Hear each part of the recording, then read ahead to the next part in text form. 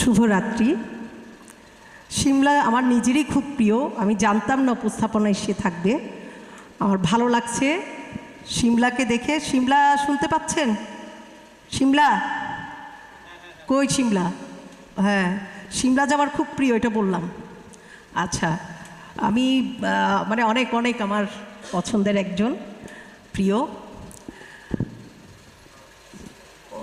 সুরধারার আয়োজনে যারা এসছেন, আমি বিশ্বাস করতে চাই প্রত্যেকেই সুরপ্রেমিক।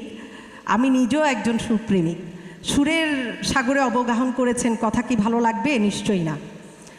তা আমাকে দাদা বলছিলেন, ওনারা বোধহয় রেস্টে যাচ্ছেন, ও যে একটু বেশি বলবেন, কিন্তু বেশি বললে আপনারা আবার বিরক্ত হবেন, তাই সংক্ষেপে বলবো। তো যেটা সুরধারার যিনি উদ্যোক্তা শুভাগত, আমার প্রিয় ভাজন, আমরা একই পেশায় আছি। তো এই আইন পেশাটা এত ব্যস্ততার মধ্যে থাকতে হয়, শুভাগতকে দেখলে আমি নিজেই অনুপ্রাণিত হই যে সে আইন পেশা এবং সুরকে কিভাবে ধারণ করছে, এবং সে একা কিন্তু ধারণ করছে, চর্চা করছে তা নয়, সে অনেককে নিয়ে চর্চা করছে। আমরা ইদানিং কিন্তু আমার যেটা মনে হয় যে আমরা অনেক বেশি আত্মকেন্দ্রিক। তো সুরের পথে থাকলে অসুরে পাই না। সুরকে আমি নিজেই প্রার্থনা মনে করি। আমি শিশুবেলা থেকে আমার শিল্পী সত্তা আছে, কিন্তু শিল্পী হয়ে উঠতে পারিনি। কেউ কেউ হয়তো জানেন, এখানে আমি জানি না, আমি জনপ্রতিনিধি ছিলাম। তো এটা সালিশ বৈঠক এগুলো আমাদের অনেক প্রেশার থাকে গলায়। আবার যেহেতু অধিকার নিয়ে কাজ করি, অধিকার কর্মী একজন, তো আমার মনে হয় যে এই যে সুরের পথে চলা, সুরের সাগরে অবগাহন করা, এই বিষয়টা যারা ধারণ করেছেন, চর্চা করছেন, তাদেরকে কোনো কুৎসিত, অসুস্থ, অসুন্দর বিষয় কখনো স্পর্শ করতে পারে না। তো আপনারা যারা এখানে এসেছেন, প্রত্যেককেই সেখানে মানুষ হয়ে উঠেছেন, এবং আপনাদেরকে কোনো কুৎসিত বিষয় স্পর্শ করে না, আমি বিশ্বাস করতে চাই। আমাদের বর্তমানে যে সংকট, দেশাত্মবোধ, দেশপ্রেম, আমরা কেমন জানি, মানে আমার তো সমস্যা হচ্ছে না, আমি তো আমার বউ বাচ্চা নিয়ে ভালো আছি, কিংবা আমার স্বামী সন্তান নিয়ে আমি বেশ তো আছি, দেশ গুল্লাই যাক, কি এসে যায়। কিন্তু সেখান থেকে বের হয়ে আসতে হলে সুর চর্চার কোনো বিকল্প নেই। তো সুর দ্বারাকে আমি মনে করি যে এখানে একটা ধন্যবাদ শুধু দিলেই হবে না, আমি কৃতজ্ঞতা জানাই শুভাগতর প্রতি যে সে একা কিন্তু সুর চর্চা করছে না, এক ঝাঁক শিল্পীকে নিয়ে, কিংবা কেউ শিল্পী সত্তা আছে কিন্তু চর্চা করছে না, সে চেষ্টা করে তাকে অনুপ্রাণিত করতে এবং সেই সাধনার পথে ধাবিত করতে। সুর তো সাধনার বিষয়, গুরুমুখী বিদ্যা। তো এই জায়গায় যে শুভাগত কাজটা করে যাচ্ছে, আমি তাকে প্রায় ১.৫ দশক বলবো দেখছি অনেক আগের থেকে, কারণ আমিও প্রায় ২৫ বছর কোর্টে। তো এই যে সাধনার জায়গায় আমরা থাকতে পারিনি, শিল্পী সত্তা আছে কই। আমি সুর ভালোবাসি, একসময় গাইতাম, কিন্তু এখন মনে হয় না যে আমার গলা আমাকে কি, গলায় কণ্ঠ আমার তিরস্কার করে আমাকে, যে তুমি এই পথের যোগ্য না। আমি যখন চড়াই উতরাইতে যেতে পারি না, সুরটা আমার লাগে না, তখন আমি বুঝি যে এত সহজ নয়। আজকে যারা গান করছিলেন, আমি দেখলাম যে মানে শুভাগতর আজকের আয়োজনটা একটু ভিন্ন মনে হয়েছে, যে অনেক নতুন মুখ নিয়ে এসেছেন একজন। আপনি, আমার ধারণা আজকে অনেক নতুন মুখ নিয়ে আপনি এই আয়োজন করেছেন। তো শুভাগত আমার স্নেহভাজন, আমার অত্যন্ত প্রিয় ভাজন। আমি তাকে একটু প্রশংসা না করলে আমার মনে হবে যে আমি ঠিক করছি না, অবিচার করছি, যেহেতু বলার সুযোগ দিয়েছেনই। কারণ আপনারা যারা এখানে এসছেন, আমার মনে হয় আমাদের সবারই এই ধরনের মানুষগুলোকে সাপোর্ট করা উচিত। মানসিক বলি, অন্যভাবে বলি, মানসিক সাপোর্টটাও অনেক বড়। আমি আজকে আরও হয়তো আমার কোথাও যাওয়ার কথা হলিডে, কিন্তু আমি এখানে ছুটে এসেছি কেন? প্রেম আমার সাথে, সুরের সাথে। আমি যখনই সুরের আয়োজন থাকে আমি ছুটে আসি। এখন যে বিষয়টা আমি বলছিলাম যে আমরা আত্মকেন্দ্রিক, শুভাগত এই আত্মকেন্দ্রিক, স্বার্থ চরিতার্থ করার থেকে আমার মনে হয় বের হয়ে এসে সুরধারার মাধ্যমে অনেককে নিয়ে কাজ করছে। এই জায়গায় আমি মনে করি সুরের আকাশে উজ্জ্বল নক্ষত্রের নাম হলো শুভাগত চৌধুরী। তার জন্য আমার অনেক অনেক ভালোবাসা, অনেক অনেক শুভকামনা। আর আপনারা যারা এত সুন্দর সুন্দর মানুষ এখানে এসেছেন, সবার প্রতিও আমার শুভকামনা থাকবে। সুর ভালোবেসে যারা চর্চা করছেন, তার মেয়েকে করতে দেখলাম, আমরা তার বাসায়ও অত্যাচার করি।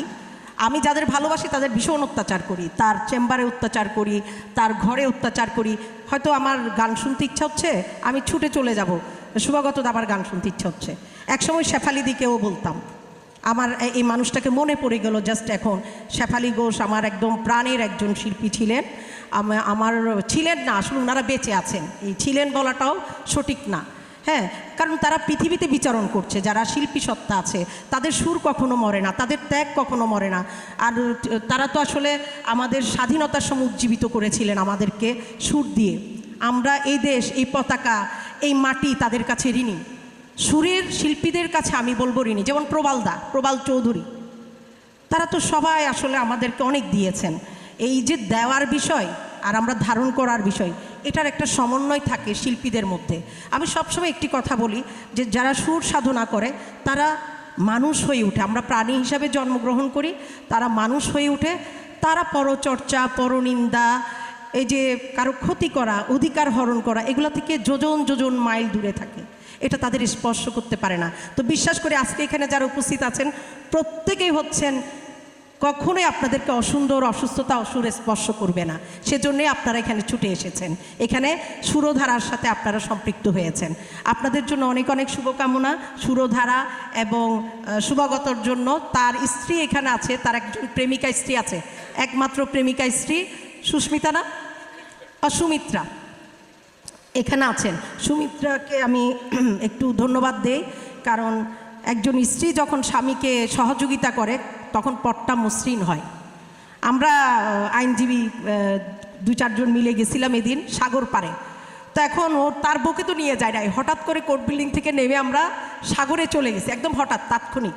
তো তখন আর কি সে বোধহয় ফোন করছে বা তার বউ করছে, তো বলছে আমার বউ যে এরকম, মানে উদার, এই যে কথাটা একজন স্বামী বলা, তো আমি তাকে প্রেমিক স্বামী, প্রেমিকা স্ত্রী এভাবেই মনে করি।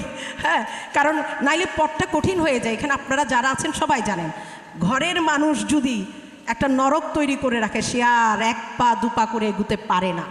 সেজন্য আমি তার সহধর্মিনীকেও ধন্যবাদ জানাই, আমার শুভাগতকে আমি কৃতজ্ঞতা জানাই নারী কুলের পক্ষ থেকে। কেন? সে স্বামী হিসাবে তাকে কিন্তু বন্ধু ভেবে শিল্পী জগতে যেভাবে চর্চা করার পথে নামিয়েছে এবং সহযোগিতা করছে, কি বলেন আপনারা, ঠিক কিনা? এটা আমার একদম চোখে দেখা। এটা তাকে আমি অনেক অনেক ধন্যবাদ দিই, আমার ভাইটাকে। এবং ভাই আমাদের অনেক অনেক প্রিয় ভাজন। আমি কিন্তু এতক্ষণ বলতে চাই নাই, 1 মিনিট বলতাম, এটা কিন্তু আমাকে এখান থেকে বলে দেওয়া হয়েছে যে আমি যেন বলি, কারণ এটা কঠিন কাজ অনেকক্ষণ বলা। আমরা তো একসময় গলাবাজি করছি আসলে, মানে আমার এই ভাগ্যবোধ এটা পড়তো, দেখা যেত এই শেফালিদির প্রোগ্রামে, শিল্পী সংস্থার প্রোগ্রামে আমি প্রথম 2000-এ নির্বাচিত হই। পরপর 15 সাল পর্যন্ত ছিলাম, 3 বার নির্বাচিত হয়েছি। এরপর নানা প্রক্রিয়া পদ্ধতিগত কারণে আমি আর নির্বাচন করিনি। আমি একদম বঙ্গবন্ধুর আদর্শের একজন কর্মী, দায়িত্বশীল কর্মী, কিন্তু আমি আর নির্বাচনে যুক্ত হইনি ইচ্ছা করে। তো সেখানে দেখলাম আমাকে পঙ্কজ বৈদ্য সুজন বলছে আপনি চালিয়ে যান। আরে ভাই কতক্ষণ চালাবো? এরকম করতে করতে প্রায় 1.5 ঘন্টা, মানে একদম নিউ মার্কেট মোড়ে। তারপরে কোনো রাজনৈতিক প্রোগ্রাম, রানোয়াপা চালিয়ে যান, মানে মানুষ জমানোর জন্য। মানুষ যতক্ষণ জমতো না ততক্ষণ আমাকে এই গলাবাজিটা করতে হতো। আজকে আমি এরকম অনেক বছর পর একটা জায়গায় পড়ে গেলাম। হয়েছে, আমার কথা শেষ করব? না না, শুনতে ইচ্ছা করবে না কতক্ষণ পর, এটা হয় না। আমি আসলে এতক্ষণ বলতে চাইনি, 1 মিনিটে শেষ করতাম, কারণ সুর এমন একটা জিনিস, ওইখান থেকে মানুষের অন্য কোথাও যাওয়ার সুযোগ থাকে না। আর আমি তো ধ্যানে চলে যাই মনের মতো, বিশেষ করে গান হলে। আমি অকৃতি অধম একজন শিল্পী করেছেন, আমি দেখতে পাচ্ছি না ওনাকে। গান আজকে না, আমার গলা আমার ফেভারে নাই তো, অন্য একদিন হবে। হ্যাঁ না, শুভাগত আজকে হচ্ছে নির্ধারিত কিছু শিল্পী আছে। শুভাগতর আরেকটা গলা তো খুব বাজে অবস্থা আছে, আমি কি গান করব বলেন তো? এটা আচ্ছা, একদম একটা লাইন কোনটা করবো আমার আসলে এখন মনেও পড়ছে না। খালি গলাই নাকি বিধিরে করব নাকি? বিধিরে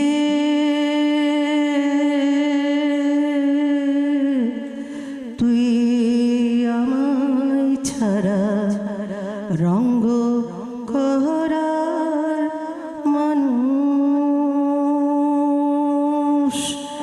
দেখলি না। বিধিরে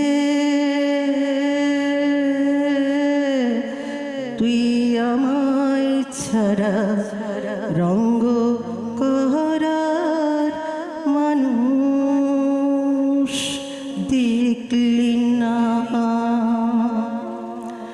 বুকটা ভরে তৃষা দিলি সেহতি আসামিটার এমন মানুষ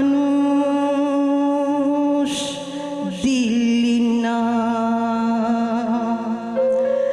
বিধিরে